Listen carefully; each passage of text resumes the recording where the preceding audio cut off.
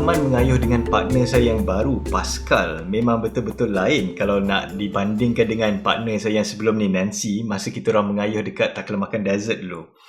Pada asalnya kita orang cuma nak mengayuh daripada Urumqi sampailah ke satu city ni nama dia Baingolin. Kemudian kita orang akan berpecah daripada situ, di mana Pascal akan mengayuh ke arah timur untuk ke Xi'an dan saya pula mengayuh ke arah barat untuk ke Kyrgyz untuk cross masuk Kazakhstan. So lepas dah beberapa hari kita orang mengayuh dekat pegunungan Tian Shan tu, memang betul-betul menakjubkan pemandangan dia punya experience memang betul-betul best. Kita orang pun sampailah dekat satu kampung ni nama dia Baluntai. Daripada Baluntai tu cuma lagi 2 hari untuk kita orang sampai dekat Baingolin. So macam biasalah bila kita orang sampai dekat satu-satu kampung ni, kita orang akan cari guest house semua. So bila dah sampai guest house tu, saya pun nak rest dekat situ dan Pascal pula dia nak keluar, dia nak pergi ke Cyber Cafe pasal dia nak check email dia. Lebih kurang dalam 15 minit macam tu, tiba-tiba Pascal datang balik dekat bilik guest house tu, dan dia datang balik bukan seorang tapi dia datang dengan lagi 3 ataupun 4 orang polis yang memang pakai uniform pada masa tu. Rupa-rupanya kampung Baluntai ni adalah off limit untuk foreigners, dan polis-polis tu suruh kita orang keluar daripada kampung Baluntai tu time tu juga. Lepas tu saya pun jawablah balik kita orang nak keluar esok pasal hari ni kita orang dah penat, dan masa tu pula dah malam, masa tu dah dalam pukul 7.30 petang.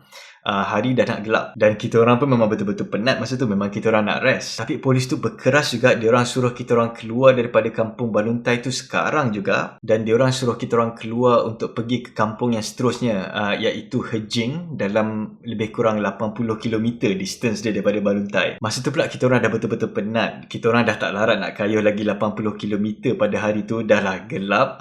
Kita orang memang tak nak kayuh malam, bahaya. Tapi polis tu memang tak peduli, dia orang suruh juga kita orang keluar untuk pergi ke Hejing. So masa tu kita orang dah tak ada choice, kita orang kena ambil bas. Polis tu tolong kita orang untuk cari bas untuk pergi ke Hejing pada hari yang sama tu. Dan itulah saya punya first experience masa dekat Xinjiang, pasal sebelum ni masa saya travel dengan Nancy memang tak ada problem, pasal Nancy pun memang local Chinese dan muka-muka saya ni pun nampak macam orang-orang Cina yang daripada kawasan-kawasan pedalaman ni juga. So memang tak pernah ada problem sebelum ni. Tapi dengan Pascal ni, disebabkan dia foreigner dan dia memang European, so memang betul-betul nampak obvious dia ni. So daripada situ mulalah kita orang ada macam-macam problem masa kita orang travel dekat Xinjiang tu. So masa tu kita orang pun ambil lah bas tu untuk pergi ke Hejing. Dalam perjalanan tu saya rasa macam sedih bila tengok landscape sepanjang perjalanan tu, pasal masa tu saya rasa betul-betul nak kayuh daripada Baluntai tu hingga ke Hejing. Memang dia punya landscape betul-betul cantik. Dan saya imagine saya camping dekat wild tu semua. Okay, so bila kita orang dah sampai dekat Hejing tu, satu lagi problem nak cari guest house, pasal rupa-rupanya dekat Hejing pun sama, kebanyakan guest house dekat situ memang dia orang tak terima foreigner. Jadi kita orang mengambil masa yang lama untuk cari guest house. Orang-orang kat situ pun dia orang memang tak biasa dengan foreigner dan dia orang tak tahu pun macam mana nak baca pasport. So malam tu kita orang betul-betul penat cari daripada satu guest house ke satu guest house, semua tak nak terima kita orang, dan akhirnya bila dah larut malam tu, finally kita orang dapat satu tempat yang terima kita orang untuk tidur dekat situ. Lepas tu the next morning saya jalan-jalan dengan Pascal, kita orang pergi breakfast, dan lepas breakfast tu kita orang sambung jalan-jalan.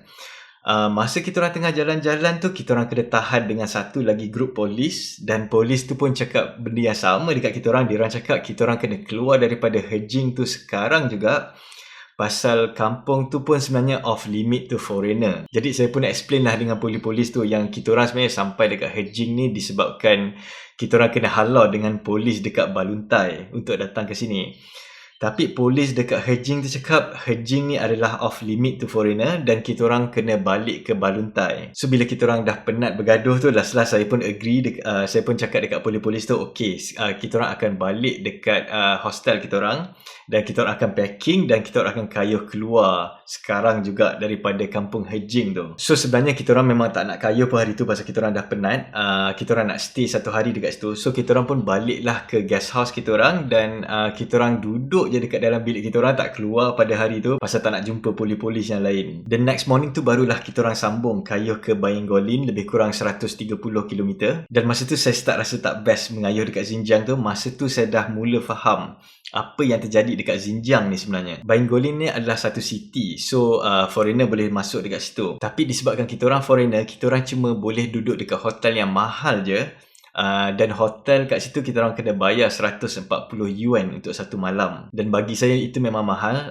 Kita orang kena bayar banyak tu pasal kita orang foreigner. Dan foreigner ni cuma boleh stay dekat hotel yang mahal. Dan bagi saya 140 yuan tu betul-betul mahal pasal masa tu saya cuma spend lebih kurang dalam 50 yuan untuk setiap 3 ataupun 4 hari.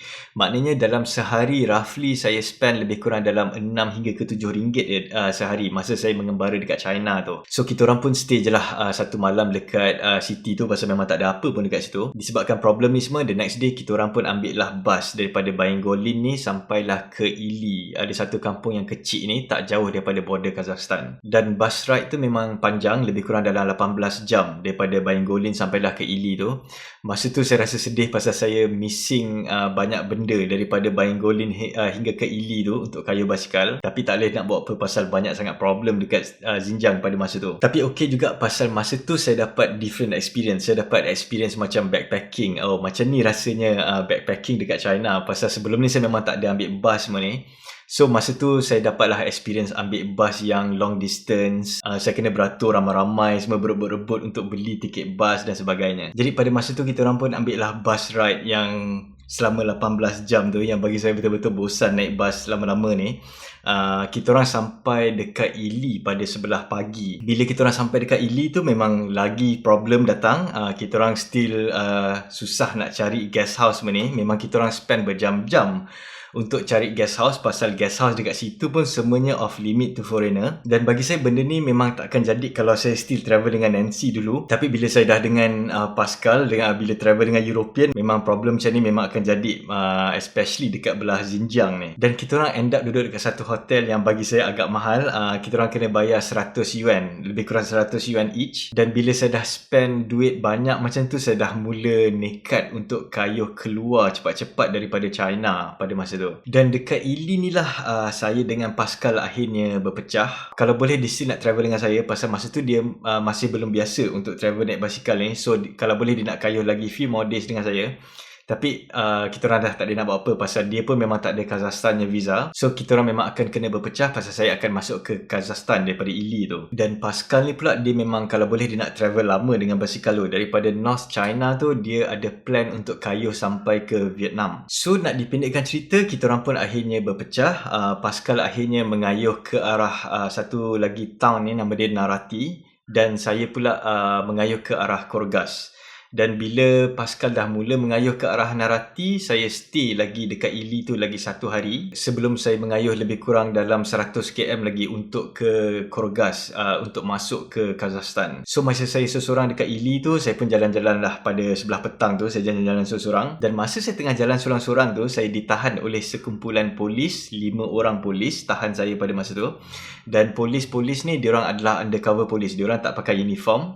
Tapi saya tahu diorang polis pasal diorang memang tunjuk diorang punya badge, diorang punya police badge dekat saya. So saya pun tak berapa faham sangat apa diorang cakap dekat saya. Tapi yang saya tahu polis ni bukanlah polis orang Cina Han yang biasa, tapi diorang ni adalah orang Kazakh. Saya memang tahu daripada rupa diorang ni semua, diorang ni memang orang Kazakh. Memang size diorang semua besar. And dekat area tu memang tak ramai orang Cina Han, dekat area tu ramai orang Kazakh, ramai orang Uyghur semua ni. So polis ni mula-mula diorang minta saya punya pasport. Bila diorang dah dapat saya punya pasport, diorang minta duit. Diorang cakap kalau saya tak bayar, saya takkan dapat balik pasport saya pada masa tu. So masa tu saya dah rasa macam okey, diorang memang sebenarnya diorang nak duit je. Dan saya memang tak ada duit pada masa tu. So saya berkeras, saya cakap saya takkan kasih 1 sen pun dekat diorang.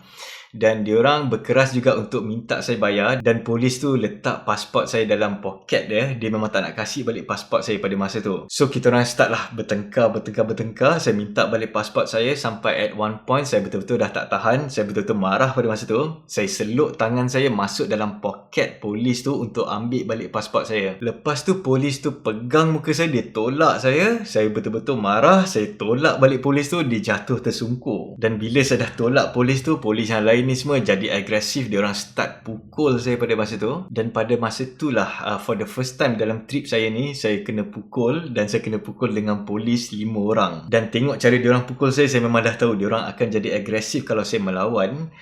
Mungkin diorang akan start pakai weapon. Diorang akan mula pukul saya pakai baton semua ni. Jadi pada masa tu saya fikir okay, jangan lawan diorang, just buat-buat sakit kena pukul ya. Dan saya pun jadilah punching bag pada masa tu.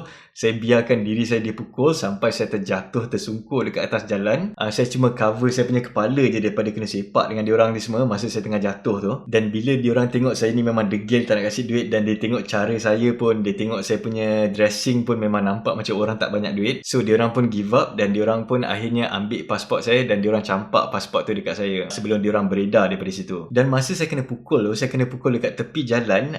Dekat jalan yang sama ada banyak orang-orang tengah jual buah semua ni, ada banyak orang-orang lokal.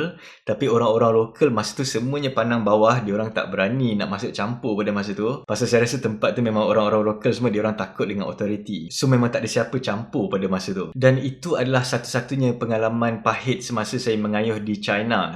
Selain daripada pengalaman saya nak mati masa saya dekat Taklamakan Desert, masa saya dekat gunung dekat Tibet semua tu. Dan kalau nak ikutkan dalam saya punya pengembaraan selama bertahun-tahun ni, saya memang ada banyak pengalaman pahit dicampurkan dengan pengalaman yang manis juga. Dan ini saya akan ceritakan dalam video-video saya yang seterusnya nanti. Dalam video saya yang seterusnya nanti saya akan ceritakan pula macam mana pengalaman saya cross ke Kazakhstan daripada China. So kita jumpa lagi the next few days. Terima kasih.